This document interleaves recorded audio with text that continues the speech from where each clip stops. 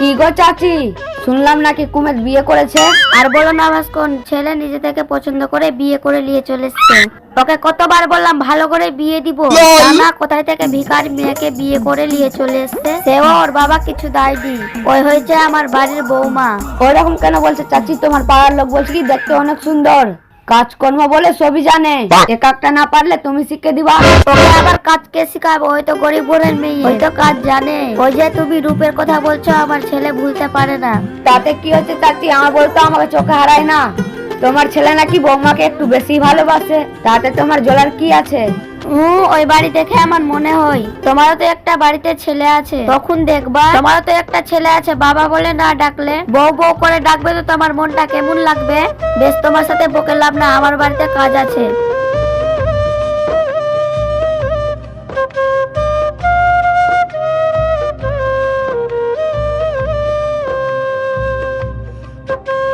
বাবারে কি দিনকাল এলো, শাশুড়ি ভালো হচ্ছে তো বৌমা ভালো হচ্ছে না।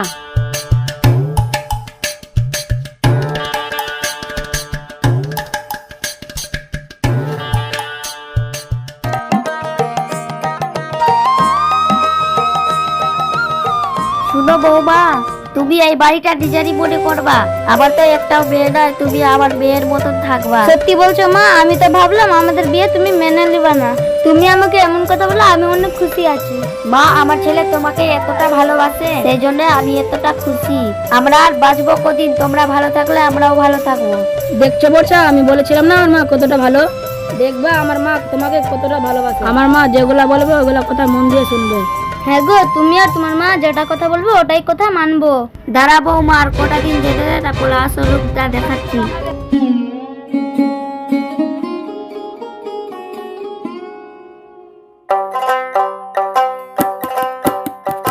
এই কুমের, সকাল সকাল যাবি আমাদের এত বড় দোকান?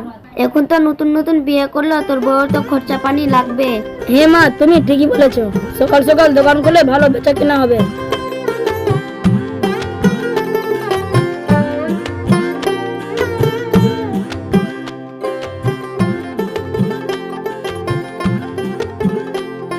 ঠিক আছে মা, তাহলে আমি দোকানে যাচ্ছি।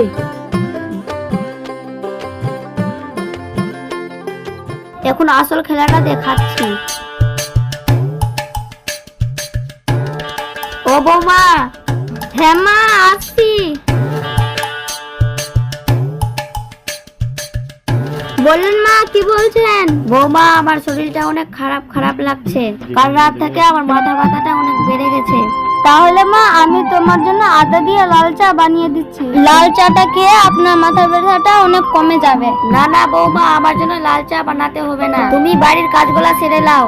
দেখো বৌমা, টিওলের গোড়ায় দুটা বাসন আছে, মেজে নাও, ঝাড়ঝাটা দিয়ে ভাতটা চাপিয়ে নাও। কুমের দোকান থেকে এসে ভাত খেতে চাইবে। ঠিক আছে মা, আমি সব কাজ সেরে নিচ্ছি।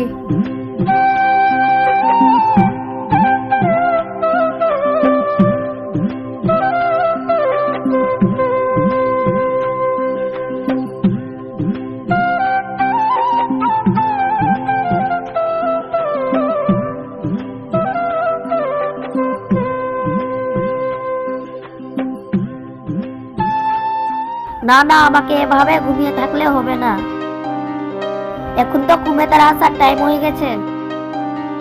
যাই।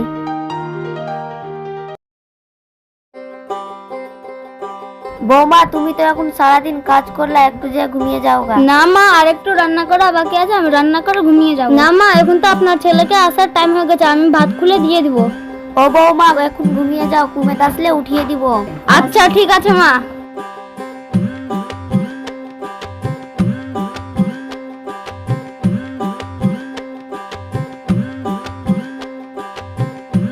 এই কি মা, তুমি ভাত রান্না করছো? তোমার তো বয়স হয়ে গেছে, আমি ভাবলাম বিয়ে করে আনবো তো তোমার বৌমা ভাত রান্না করবে, তুমি তো রান্না করছো। কি করবো বাপ, কোন মেয়েকে বিয়ে করে নিয়ে চলে এসেছি, আমার পুরো কপালটা আরো পুড়ে গেল। উঠেছে তো 10টার দিকে, আবার খেয়ে দিয়ে ঘুমিয়ে গেল, আমার কথাটা একদমই ভাবলো না বাপ। কি করলাম মা? বর্ষা খেয়ে দিয়ে ঘুমিয়ে গেছে? তোমার কথা শুনে আমার গা গোটা গরম হয়ে গেল, যে ওর চুলে ঝটকিতে 2-3 লাগিয়ে দি। চলো মা, আমরা দুজন খেয়ে নি, তারপর দেখছি ও কতক্ষণ ঘুমাচ্ছে। আচ্ছা ঠিক আছে বাপ, তুমি মুখটা ধুয়ে নাও গা, আমি খাবার নিয়ে আসছি। আচ্ছা ঠিক আছে মা। হ্যাঁ, মনে হয় ওর কাজটা হবে। কি এখন তো বিকাল হয়ে গেছে। হায় আল্লাহ, আমি এতক্ষণ ঘুমিয়েছিলাম। মা তো বলেছিল খাবার দিয়ে দিবে, মনে হয় ওই খাবার খেয়ে চলে গেছে দোকান। যাই উঠে গিয়ে দেখি। থাক থাক, তোর আর উঠতে হবে না, খেয়ে দিয়ে তো বিকাল পর্যন্ত ঘুমিয়ে গেলি। মা তো সকাল থেকে সবই কাজ করলো, তুই তো খেয়ে দিয়ে ঘুমিয়ে গেলি, একটু তো সাহায্য করে দিতি। কি গো, আমি তো একটু ঘুমিয়ে গেছিলাম। তোমার মা তো বললো তোমাকে উঠিয়ে দেবো আর ভাতও খুলে দিয়ে দেবো, আমাকে উঠালো না তো। তোর লজ্জা লাগে না আবার মুখে মুখে তর্ক করছিস? আমার মা সবই বললো আর তুই আমার মায়ের দুর্নাম করছিস।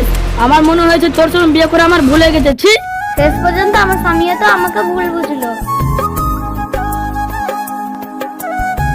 বৌমা, থালা বাসন মাজা হয়ে গেছে, আর মাজতে হবে না। আচ্ছা ঠিক আছে মা।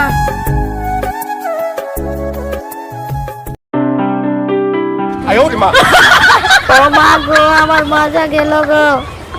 কি হলো মা, কি হলো? মা উঠেন উঠেন।